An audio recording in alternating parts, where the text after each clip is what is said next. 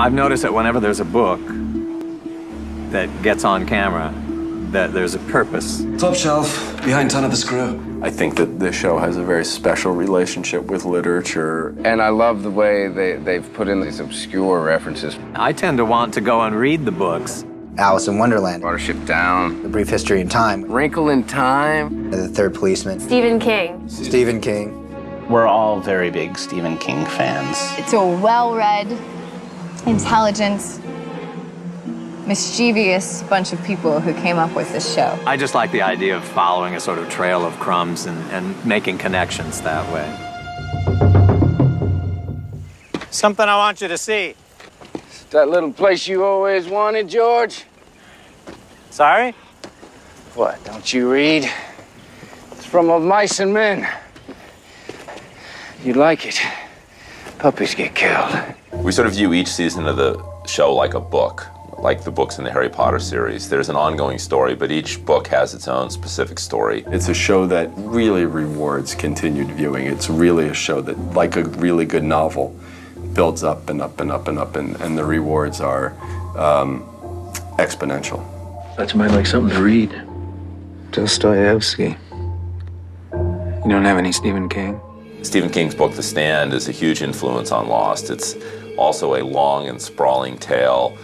Basically, everybody in the world pretty much has died from this mysterious virus except for a few people, and those few people are sort of merging and gathering and getting to know each other. That really was a great model for Lost. We have castaways stranded on a mysterious deserted island, but really the stories are about the characters and about who they are as people. Season 3 starts with the book club, and the book club is reading Carrie by Stephen King. It's not even literature. It's popcorn. And why isn't it literature, Adam? I'm dying to know. There's no metaphor. It's by the numbers, religious hokum pokum. No metaphor. It's science fiction. Carrie is actually, at least in our opinion, like a really great piece of writing. It starts with a woman who's incredibly alienated in high school, which is something that we can all identify with. This is my favorite book, so I am absolutely thrilled that you can't stand it. There are definitely some parallels between Carrie and Juliet. The idea that Juliet can be both vulnerable and identifiable, but at the same time have the ability in her heart to commit an act of great atrocity is really interesting to us. The Third Policeman is a book that I hadn't even read prior to the beginning of season 2, and it was a book that Craig Wright, who wrote Orientation, was a big fan of. Sort of the themes in the book in terms of redemption, and of course the ultimate big twist at the end of The Third Policeman is that the main character has been dead all along, sort of tapped into kind of the zeitgeisty purgatory feel of the show. A guy goes nuts if he ain't got nobody.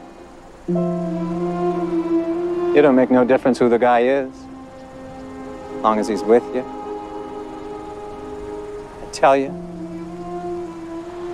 a guy gets too lonely and he gets sick. What the hell are you talking about? It's from Of Mice and Men. Don't you read?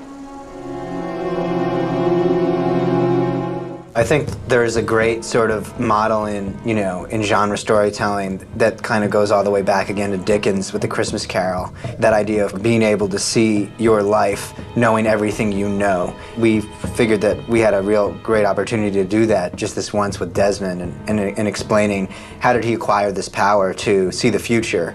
There's a very Dickensian quality to Lost in general in terms of the way that we use coincidence as a storytelling technique, but also the way that Dickens wrote his stories, which was in a heavily serialized fashion. Great Expectations sort of doled out and, was published in newspapers and, in little mini books. You'd read it a chapter at a time and he would get audience and fan feedback. It was a very primitive sort of, internet. I've read everything Mr. Charles Dickens has ever written. Every wonderful word. Every book. Except this one. I'm saving it. So it'll be the last thing I ever read before I die. Nice idea, as long as you know when you're gonna die. There is a fairly well-known story in literary circles that, John Irving has a copy of Our Mutual Friend, and that he says it's going to be the last book that he ever reads. We sort of expropriated that idea and gave it to Desmond.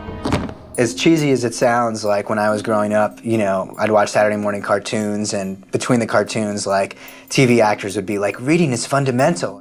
These racks and shelves contain a lot of books. And they would hold up books and like, they'd be like, go out and buy this book. How do you feel about them? Are they your friends? Lost is sort of trying to do that again. You know, hey, check out this book that Sawyer's reading. Hell of a book. It's about bunnies.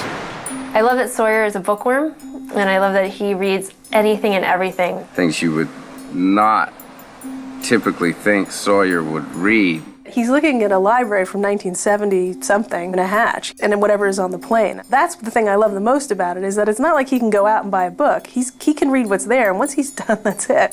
Reading to the baby. If you remember, he was reading his car magazines to the baby. Christine, in one of our episodes, really wanted to have Sawyer reading Are You There, God? It's Me, Margaret, and I thought that was hilarious. How's your book?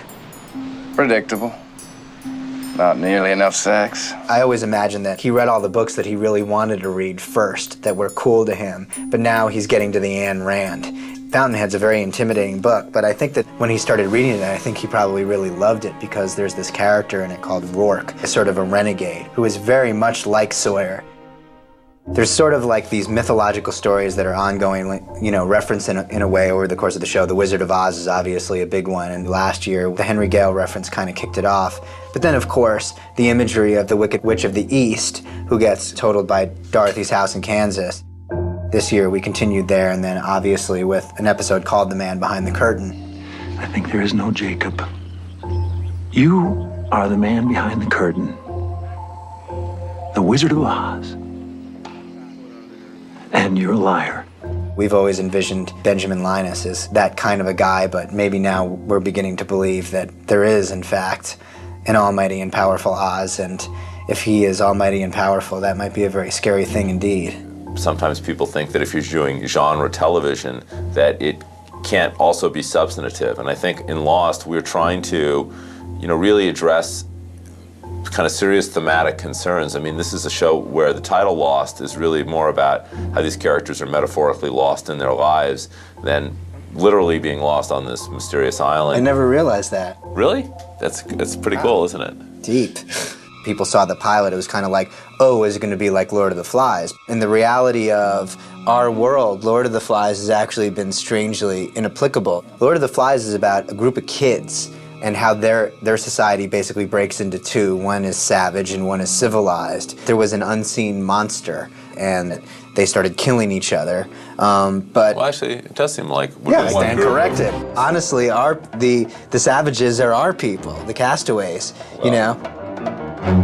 You keep defending the others, and I don't know why you do that. They tuck their shirts in, and they have refrigerators. Savages don't tuck their shirts in. Look at you. You're a savage. That is true. So I guess I'm out of the book club.